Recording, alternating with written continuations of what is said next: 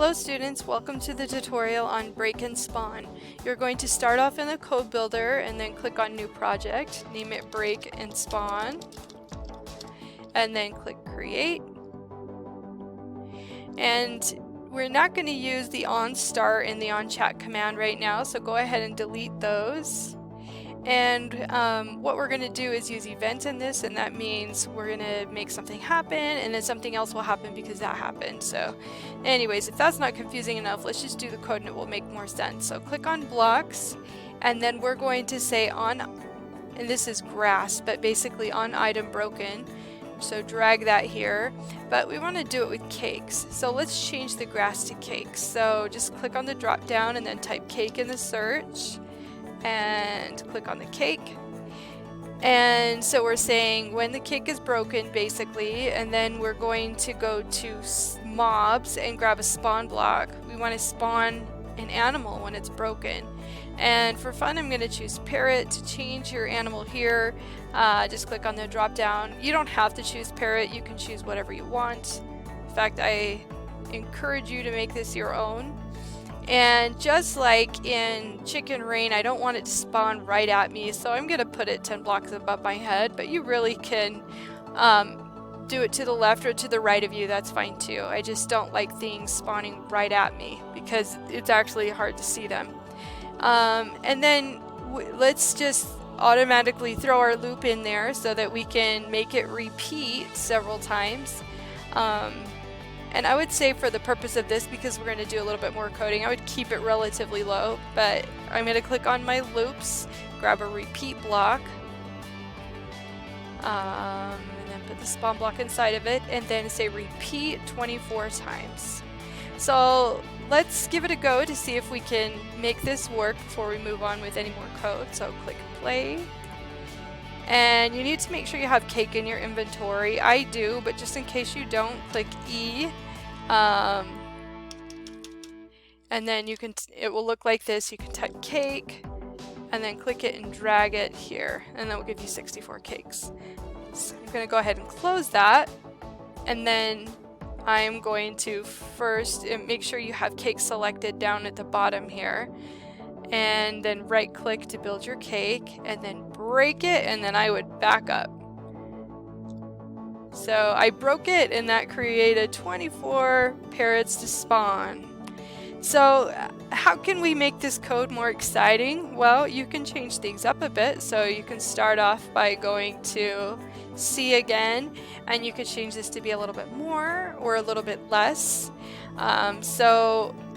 The first challenge in the activity is to make ocelots appear, and 5 of them, and it's when grass is broken.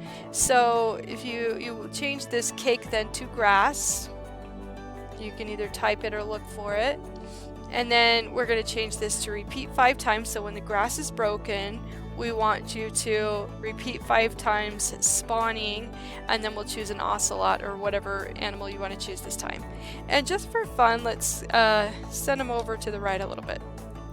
Okay, so I'm going to click play, and now this is going to be fun because I'm going to be building, I have lots of grass to play with here. So I'm going to break the grass and then back up as I go so I can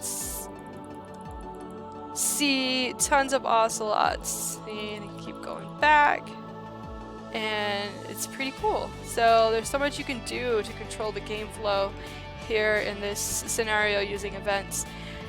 So another thing you can do, one of the challenges is to print something. So you can use blocks to print letters in Minecraft or words up in the air. So to do that, you're going to click C.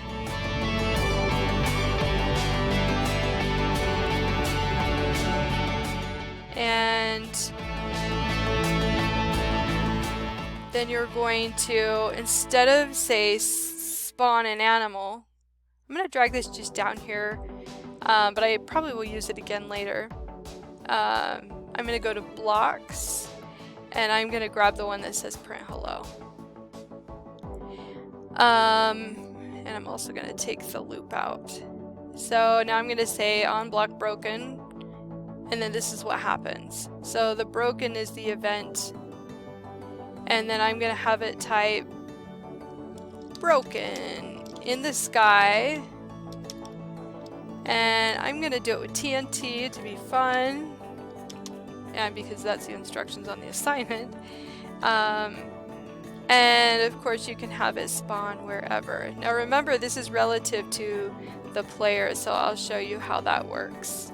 So let's go hit play. And then in the assignment, I'm going to back up and then hit these again. And then I want you to watch what happens. So I'm going to back up so you can see it, and it printed the word. Another thing you can do, one of the extension activities, is if you go to this program, you want to make it, you can make it so that you don't have to get cakes in your inventory, that it automatically happens. So you go back to loops and grab the onStart loop. So that means whenever the program starts, you don't have to do anything to run this code, except click play down here. And then you're going to say, so you go to mobs again and grab give nearest player block or item, and we'll move that into the onStart block. And let's say give it to yourself, and then we're going to change the item to cakes. So that this way we automatically end up with cake in our inventory, so we don't have to put it there. So save this a step, and it will happen every time we click play, because that's what the onStart command is. So I'm going to change this back to cake, although we do have an unlimited supply of grass already there for us. And as another extension, so click play. And so I'm going to come over here where we have some more blank space.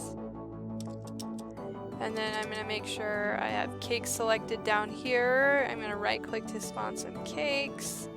And so you remember I have that those extra cakes in my inventory now because of the onStart command. But now when I break these, I can back up and see broken again. Except this time it's printing the opposite way. Well, it's printing the correct way. I was turned the different way.